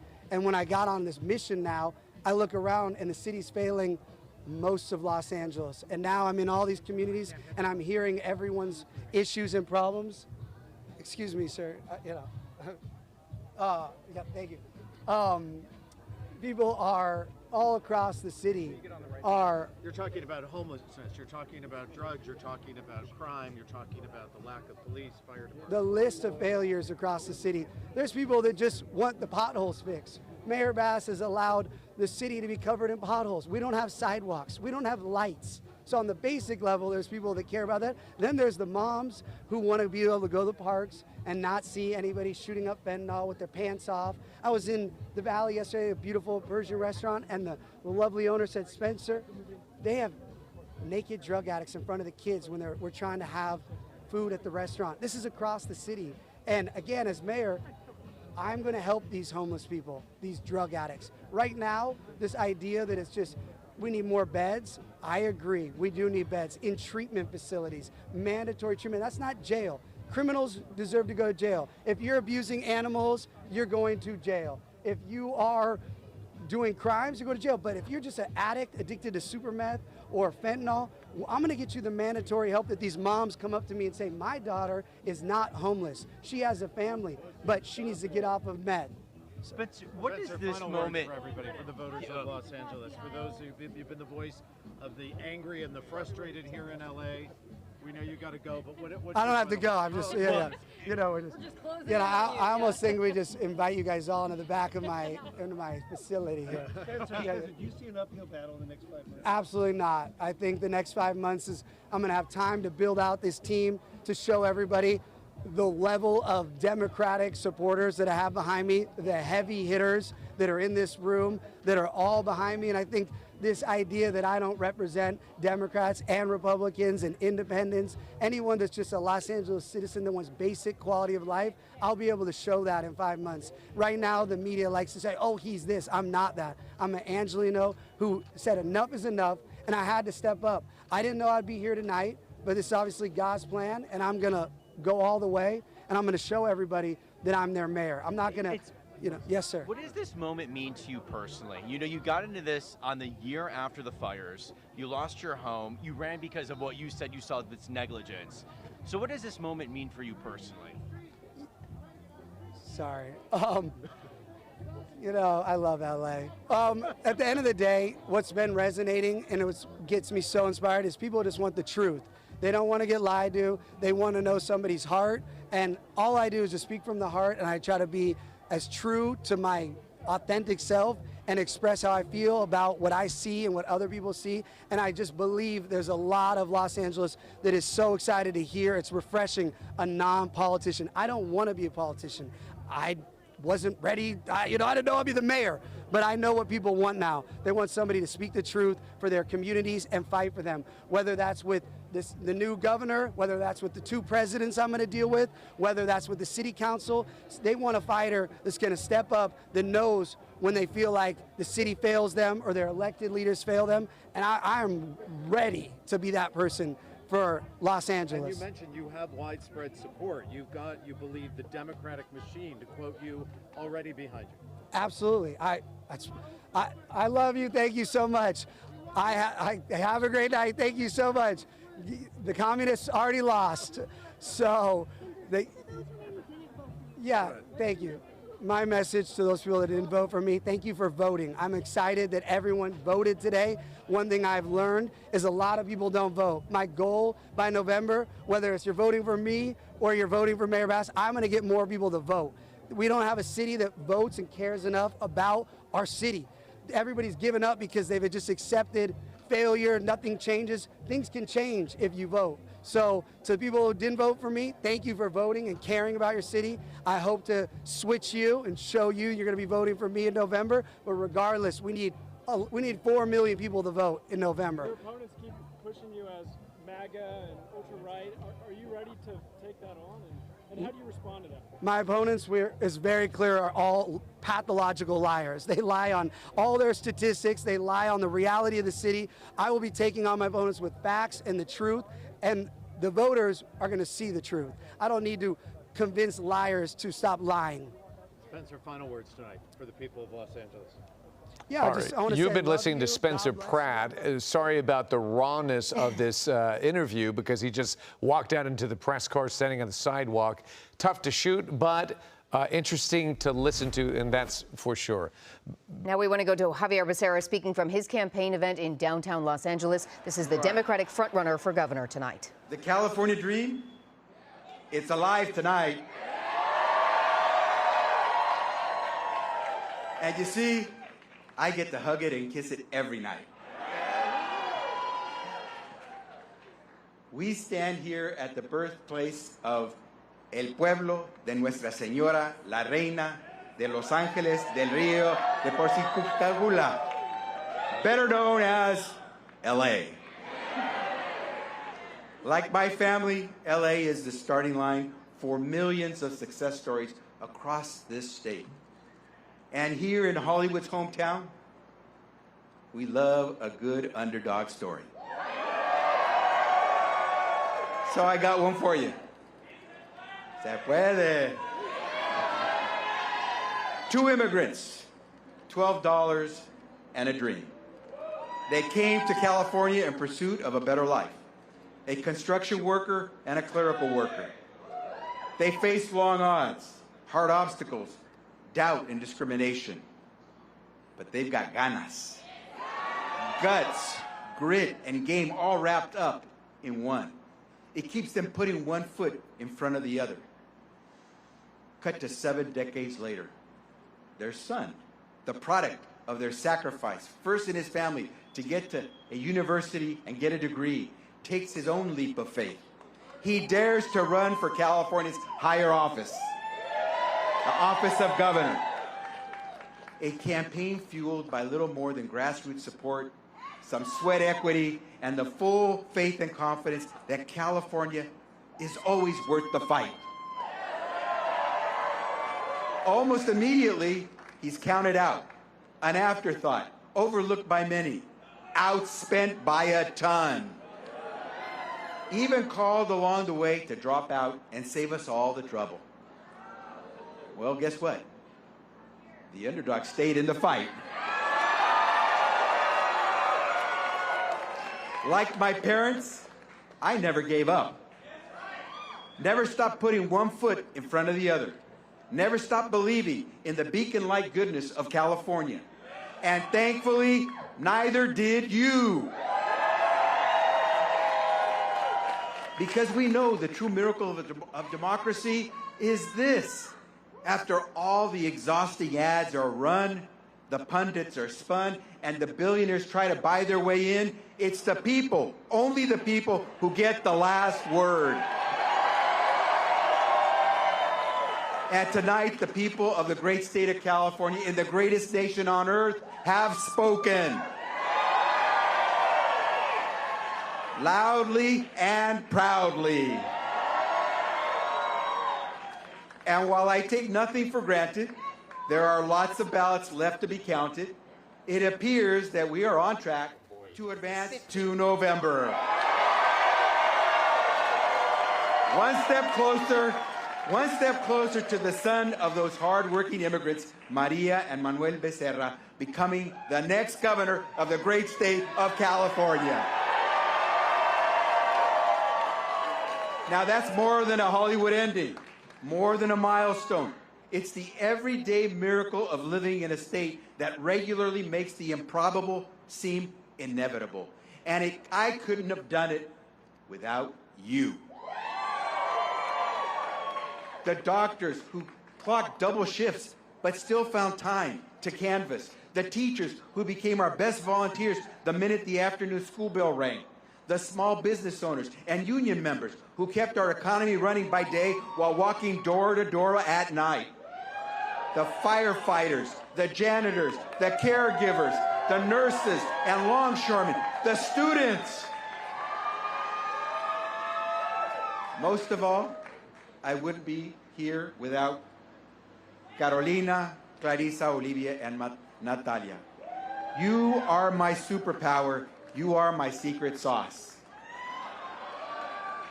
Everything I do for families just like ours who deserve their shot at the California dream.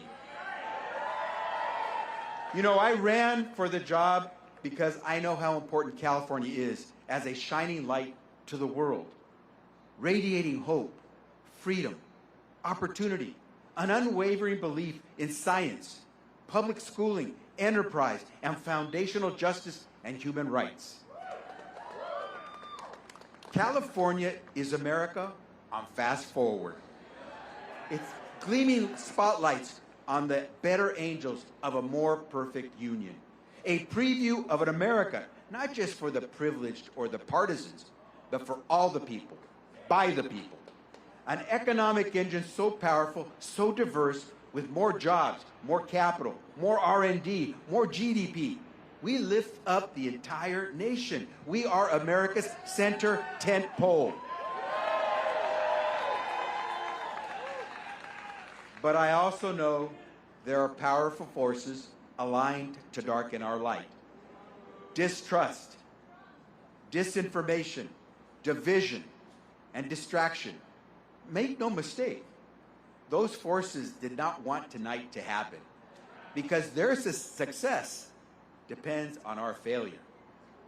The last thing these forces want is a working class governor with a law degree and a union card ready to call them out.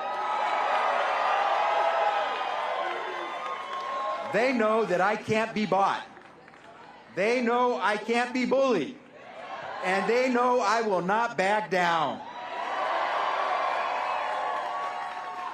Now, we also recognize that despite all of California's growth and innovation, wealth and workforce, there are still too many Californians who feel shut out, priced out of the winner's circle. They feel disconnected from the economy, from our government, from the job market, the housing market, and from one another. In this new world, it feels like the old guarantees no longer apply, and the promise of a brighter future is an artifact of the past. For all of California's greatness, we sometimes struggle to meet the standards we set for ourselves, or to be the example that a divided nation or the next generation of dreamers so desperately need us to be. Which is why, as your governor, I am ready to lead the fight to uphold California's promise. To make sure we have the governance worthy of our gifts. To ensure everyone, regardless of where you live, what you've learned, who you love, how you look, everyone has a rung on California's ladder of opportunity. It starts with access to affordable homes. We are going to launch a building revolution in California, starting with the thousands of shovel-ready housing projects already in the pipeline. And in America's wealthiest nation state, no excuse is acceptable for allowing people to live unsafely on our streets. A healthy economy also needs healthy communities. So we'll restore the promise of affordable health care with universal access in California, including our underserved and rural communities. We'll expand our global leadership on climate, safeguard our air, our water, and our coastline. And we will never surrender green growth jobs of the future to Washington politics or international competitors. We will invest in our schools like we mean it, expand early education, childcare, and paid family leave, the real family values. We will fortify our second-to-none system of higher education, delivering the next generation of California leaders.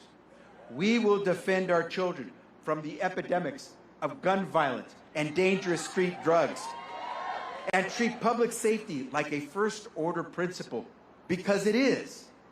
We'll be big-hearted, sure, but tight-fisted with our taxpayer dollars. We'll build a government that runs not on promises, but on time and under budget. And one that holds itself accountable when it doesn't. We will protect the right to vote for every voter, for every community, in every corner of California. And we will defend the rights of women. No exception, no equivocation, no retreat. We will do all of these things because the world today needs California's shining example more than ever. It's optimism, it's inclusion, it's ambition and invention. That is what makes America great. Not the wealth and privilege, but one people, e pluribus unum, lifting all boats. You know, we have a White House that ran on America first and an affordable middle class. And almost immediately, they ran away from their own promises.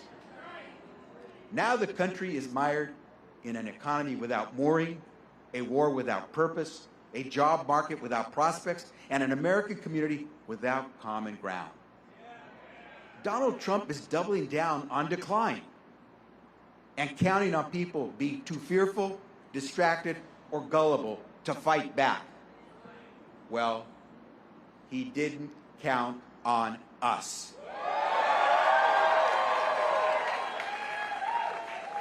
As governor, I will never back down from the threats of small cowards in big offices. I sued Trump more than 120 times before, and I won, and I won, and I won. And anyone who wants to come at California will have to go through me. And here's the good news. California is bigger than Trump.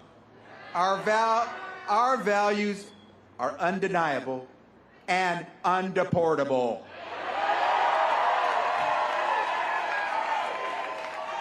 And one day, when power's pendulum swings back against the chaos, the cruelty, and the corruption, when all that remains of MAGA are broken promises, unpaid debts, and empty ballrooms, the world will look once again for American renewal and for the state of California to lead the way.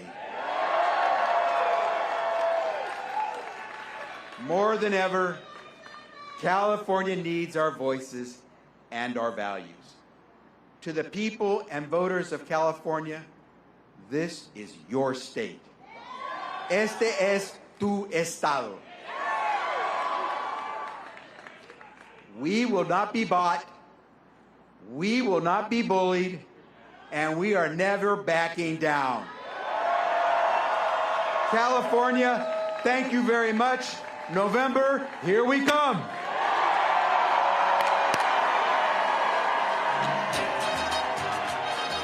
All right, that was Democratic frontrunner for Governor Xavier Becerra, a career Democratic politician from the state of California, now seeking to add the title of governor to his resume. Our election expert, Christina Bellatoni from USC, is back with us. So Javier Becerra, just a few months ago, this night did not necessarily seem like it was going to be possible for him. What do you make of this now? Yeah, the campaign's got to be feeling really good about how they managed to get to this place. In the end, he may end up coming out on top. There's, 53,000 votes that are separating these two guys. It is very possible he ends up in that first place spot. So they accomplished a lot with relatively little money and very low name recognition, which is actually kind of surprising for somebody who was a statewide office holder, who was a Biden cabinet official. Now, all of that said, we just saw the general election start in these two speeches, and they were really different. The teleprompter, the vibe, the message, the crowd. I mean, Hilton looked like he was giving a TED Talk or a motivational speaker where he's coaching people on how to feel, in addition to laying out kind of a vision he has. Whether it's realistic or not, that'll be, of course, there will be a lot of coverage of that. But laying out a vision for what California can be in a way that highlights its problems, but it wasn't dystopian. It wasn't some of the stuff we've heard from President Trump about how terrible California is. It was like, we have a better idea here, and here's what I'm going to throw out there. Now, Becerra really gave his same campaign speech, his own personal story, which is very compelling, talking about his experience, talking about how he'll fight, what his values are, which is good. But if you're a voter tuning in for the first time, oh, who's our candidates? And you hear those, there's just two very different messages and energy. And I was fascinated by the fact that Hilton brought up Spencer Pratt. Yes. Without naming him by name. Right, that's true. But all of those different Republicans who are in, most of them in this second position as we look at half of the votes, and what is this campaign going to look at? Do Republicans actually invest some money in California in November and try to win some of these races, try to put it all in for Hilton? Hilton can use a lot of his own money. Like, this race might get much more interesting than we expected, certainly much more interesting than anything Gavin Newsom faced over his last several races, even the recall election. It was just never felt like a real contest, and it will be an exchange of ideas. I think, and let's point out, first of all, 50% of the vote, Hilton's at 27%, Becerra 26%. If things stay the same, these are going to be our two candidates, as you pointed out, very different energy, very different dynamics. But people say the math is bad for Hilton. However, you hear his message, and his message is California has problems, I can fix them, and we can go down the list of what those problems are, and we see a massive exodus of the state. 230,000 people left California last year, saying it is unlivable, the worst statistic in the entire country. Is Hilton onto something? Is it possible that he could pull over Democrats with that message, and that changes the math? It's entirely possible. Anything is possible. I stopped making predictions after 2016 when I realized, look, we can't tell the voters the types of things that they're thinking. They think it and they do act it. It is very challenging math when you look at the voter breakdown in California. 23 million voters. The majority of them are Democrats or Democratic-leaning independents. There are not that many Republicans. But can he win Democrats? Sure. The question is, does Becerra give the Democrats something to say no to? And that's, to me, I think that's a really tough sell for Hilton, even with the best campaign and even being very persuadable. I wonder if any of the national Republicans are looking at him and saying, let's make sure he's our national spokesman. We can use him as the face to drive out Republican turnout in other places. And, if he does okay in California, that's going to help us in other places, including, by the way, the midterm elections will come through California. The race for the House is right here. We are going to be watching these Central Valley seats. We are going to be watching Orange County. I promise you, if the Democrats win back control of the House, it's in part thanks to what they did with Prop 50. And if Republicans can try to hold on with big turnout here, that could change the math for everybody. Wow, good point. And as you mentioned, Steve, Hilton brought up the LA mayor's race. So clearly that is going to be a topic for Republicans as well, because we want to show you where the numbers stand right now. ABC News has now declared that Mayor Karen Bass of Los Angeles will advance to the general election in November. What we still don't know is who she will face in that general election. But for the first time tonight, we did hear from Spencer Pratt in that sort of chaotic impromptu talk on the sidewalk just outside where he was celebrating watching those returns. So I want to ask what you thought of what Spencer Pratt had to say, since we have not heard from him in person very often. Yeah, it's like impromptu, full press conference, taking questions, very freewheeling and like not worrying about what it looked like. Like, that's very different. You don't normally see that. His campaign has been fascinating from the get-go. Like, he didn't expect to get where he is. he didn't expect all of the grassroots support. He certainly didn't expect all of the out-of-state money and interest and people saying they're going to come to campaign for him and people like creating viral videos for him. That's something that his fame, but also his message, have been able to bring to the table. This is going to get more attention. It's going to get national headlines. The same way we saw with New York City's mayoral race. That fascinated people. I think you're going to start to see that here. You know, an incumbent mayor, it's history that she's going to face a runoff, right? It hasn't happened in a really long time. That's a big deal. In the end, it's also a numbers issue, but nothing is impossible. And that mayoral election is not a partisan one. So if he runs and he tries to appeal to Democrats, the biggest billboard that I have seen in this election is a giant one with Pratt's face on that is in Spanish, that is calling him a father, playing off Spanish words that have dad at the end, seguridad, et cetera, saying like the dad LA needs. That's a really interesting message. And it's one that, you know, Rick Caruso never had anything like that when he was running against Bass. And it'll be a good race. I mean, for a political junkie, I love this. My students are going to be covering this election in November. I'm going to be taking them to these contests. It's great for us to be able to like really look at what the visions are for LA, for California. Yeah, and he did post that photo of him praying before the election today. That's going viral right now. It got a lot of love. It's getting a lot of traction, but he is doing things differently. Right down to that press conference that, you know, he didn't have the media inside. It wasn't a big party. It wasn't a big stage. As a result, it was just a mass of media around him. And even though we couldn't see him, we could hear him. That rawness seems to be what he has been campaigning with. And look, I've said this a few times about this race. You've always heard this adage of, oh, I want to vote for the candidate I would have a beer with. Not that anybody ever gets to have a beer with somebody. But this case, this is a person who was a reality television star. The people that have watched him feel like they've already had a beer with him, right? They feel like they know him. They're kind of tied to his personality and all these things he's put on display, which makes him, you know, certainly have a lot of vulnerabilities for a traditional campaign to exploit everything he's ever said and done on television. But also it makes him less worried about messing up because he's already laid it all out there and he's made a lot of mistakes he's discussed. Yeah. Well, it has given us a lot to talk about over the next few months, especially as we wait to see who will be the #2 candidate in the governor's race and the LA mayor's race as those votes continue to be counted. Thank you so much for Thank you for coming. being Thank you. Happy election night. Yeah. All right, so we want to go to Kevin Ozebek. We're going to stay with the Spencer Pratt theme because Kevin was there in that scrum of media.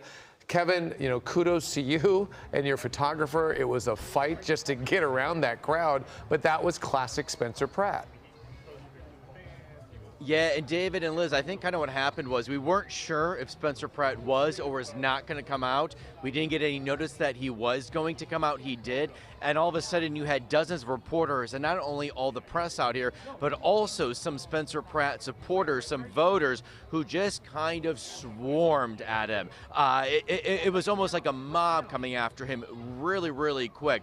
And at one point, David, we even saw one of those supporters try to get right up next to him. Spencer Pratt's security had to step in and really shove this guy off. And this guy was relentless. He still, even with that security telling him to back off, just tried to like tunnel his way to get to Spencer Pratt. So you had a bunch of television news cameras, a bunch of supporters with their phones, all trying to get as close as possible to this candidate. So he said a lot more remarks that we may not have been able to capture because we were kind of pushed and shoved and moved out of the way. But I can tell you, David and Liz, some of the things that Spencer Pratt said when we had a few moments with him is he evoked his faith a lot. He said several times, I went into this day not knowing what God's plan is going to be for me. I will be happy if the plan from God is not to move forward, but clearly that's not what God wanted. So even though we don't have all the numbers in yet, Spencer Pratt is clearly feeling very confident about what the numbers, these initial numbers, are showing how his campaign is going. Some of the other things that Spencer Pratt told us is over the next few months, he's going to be focusing on expanding his team. And he also did tell us that he is ready to debate Karen Bass. He told us he will debate her every single Friday if that's what we want. So that was kind of in a nutshell what Spencer said during those pretty chaotic marks. And David and Liz, as I toss it back to you, I can tell you the party here is starting to wrap up. Pratt and Heidi are no longer here. We saw them kind of leave the back of the restaurant. We have a separate crew back there. They captured Spencer Pratt and Heidi Montag leaving the party. We know some other high-profile guests have started to leave too. The music is still playing, it's still pumping, but again, Spencer Pratt feeling very confident as he just left his campaign party tonight. And Kevin, as he leaves, it seemed as though when you were speaking to him tonight, almost the moment was really sinking in real time, that this is about to be real for him, that he really could be running for the mayor of Los Angeles, whether or not he expected this. This is when he's going to have to start coming up with policies. We heard him talking about building his team and his plan over the next few months. Yeah, and Liz, he also reflected briefly on how he got here. Don't forget, it was 1 year after the January fires where he announced his candidacy in the Palisades. And some of the remarks that he made tonight to us were, you know, I am here today because I believe my city failed me and failed my neighbors. And I don't want that to continue to be the theme as long as I'm an Angelino. So he did, you could see this was a big moment for him. You know, he may not have thought he would get here, but he's doing pretty well based on the numbers so far. And that has been a theme, not just tonight when he was speaking to us, but all throughout the past few months of his campaign. He says when he was watching those fires burn and he had to leave his home, then go to his parents' home, then had to leave that home as the flames encroached there, it was a seismic day for him. Of course, not just because he lost so much of what he owns, but because he really does feel that the city he grew up in let him down that day. David and Liz. All right, Kevin, great work out there, and thanks for the hustle when he came out. Interesting night so far, so we appreciate that. In the meantime, a lot of the attention has been on the election, but another story has been brewing all day long that's very important. Police in Bakersfield are currently negotiating with a man barricaded inside a Chase bank with an unknown number of hostages and a possible bomb strapped to his body. Eyewitness News reporter Madison Weil is live in Bakersfield tonight with the very latest on this chaotic and dangerous standoff. Madison, how are things going now? Yeah, guys, this tense situation still unfolding here in Bakersfield. We just got an update from police that a second hostage has now been released, but at this hour, it's not clear how many people are inside that Chase Bank building. We just got an update actually from a Chase Bank spokesperson who clarified for us the bank itself on the first floor is now empty. This is happening on the neighboring floors. We also just got some new video from people here in the area. At this hour, we can see at least 2 women trapped inside, occasionally waving near the windows. Again, this all started at about 1 p.m. when that initial bomb threat was reported. We also want to show you some video of what this looked like earlier. Air 7 overhead, you can see the massive response from law enforcement. We've been told that crisis negotiators are working nonstop to speak with this suspect via a phone. We did get a hold of some law enforcement radio traffic capturing these frightening moments. Take a listen. Yes, a hostage. 10-4 with hostages on the west end of the second floor. Subject has a possible makeshift gun in his hand and wires coming out from under his shirt. Inside the building, I can see inside the primary building. The subject's got people on their knees. We have an RP advising the second half appears to be strapping something around his waist. There's a live camera feed per this RP. There's a female subject helping him. He still has his thumb on a switch. I believe it's his left thumb. Law enforcement still not confirming to us just yet those additional details you heard there about possible wires and a gun. We are waiting on confirmation if those details are true now that they're speaking with this man. Again, what we do know at this hour, 2 hostages now released. Several buildings remain on lockdown here in downtown Bakersfield as we wait for that official update from police about the others inside. Police have told us they've been given, quote, all the resources they need to make sure this comes to a peaceful conclusion. And that's, of course, what we are all hoping for here tonight in Bakersfield. David and Liz, we'll send it back to you. Madison, thank you for that report. Of course, we'll continue to monitor that situation. Let's turn our attention back to tonight's elections. And Eyewitness News reporter Jory Rand, he's keeping an eye on those results that are still coming in. And Jory, where are we at now and what do the results look like? Right, just got another little batch from LA County. We'll see what it means for the LA mayor's race as we head to the big board again.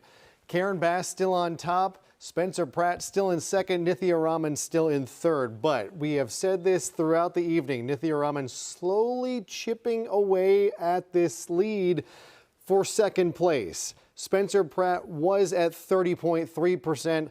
Nithya Raman was at exactly 20%. You can see how that has changed. Nithya Raman has gained a full percentage point in her direction. Spencer Pratt has dropped almost a full point in that direction. That's almost a 2-point swing.